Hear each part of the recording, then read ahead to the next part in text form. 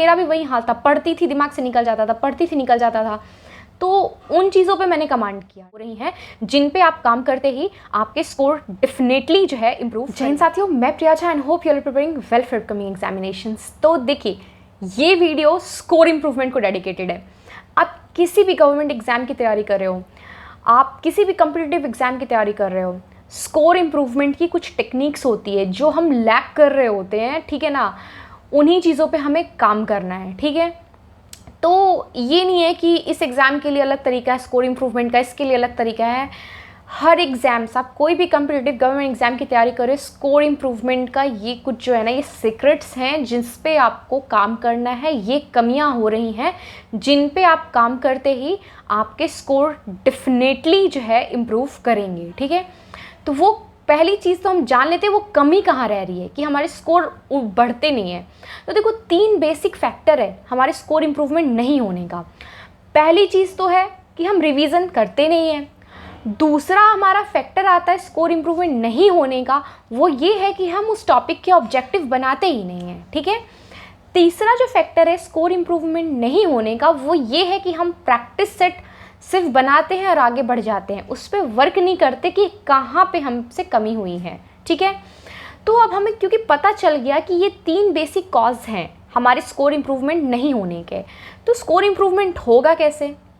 तो देखो, सिंपल सा तरीका है, हमें इन्हीं तीनों वीकनेस पे काम करना है। सबसे पहली चीज़ ये है कि हमें रिवीजन के लिए टाइम निकालना होगा, ठीक है। हम टॉपिक्स तो पढ़ लेते हैं, थ्योरी तो पढ़ लेते हैं, पर हम उसे रिवाइज नहीं करते हैं। और रिवीजन जो है ना, वो बहुत रिक्वायर्ड है। चाहे तो आप क्या करो कि पर डे 1 घंटा जो है टाइम निकालो रिवीजन के लिए। आपने जो दिन भर पढ़ा वो रात का 1 से 1.5 घंटा रिजर्व कर दो कि हमें रिवीजन करना है। या आप क्या करो, पूरे वीक में 1 दिन रख दो कि इस दिन हमें सिर्फ और सिर्फ रिवीजन ही करना है, ठीक है।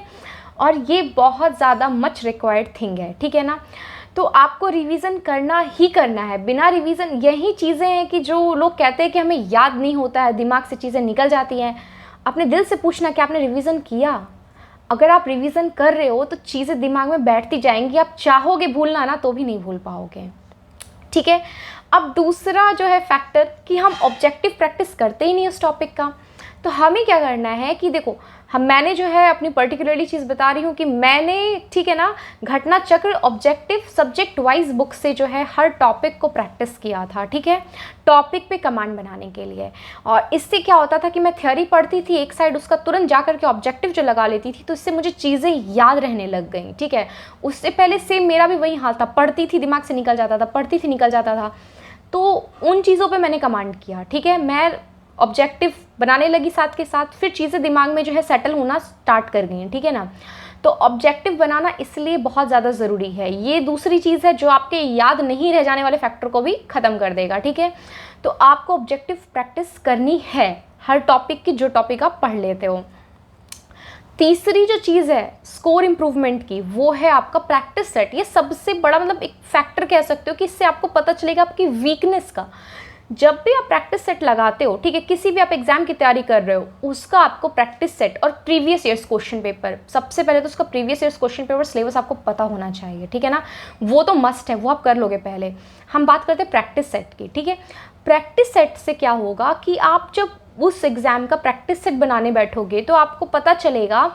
आप जब प्रैक्टिस सेट बना के ख़त्म कर दो, उसके बाद जब आपने चेक किया आपकी जहाँ जहाँ गलती हुई, ठीक है ना, उसे मार्क कर लेना है कि यहाँ यहाँ मेरी गलती हो रही है। अब आपको क्या करना है, उन टॉपिक्स को जाके फिर से पढ़ना है, ठीक है ना। थ्योरी से पढ़ना है, उसके ऑब्जेक्टिव बना लेने हैं, ठीक है। नेक्स्ट प्रैक्टिस सेट बनाने से पहले आप देखोगे आपके 3 से 4 नंबर फिर नेक्स्ट प्रैक्टिस सेट में आपके इम्प्रूव कर जाएंगे, ठीक है।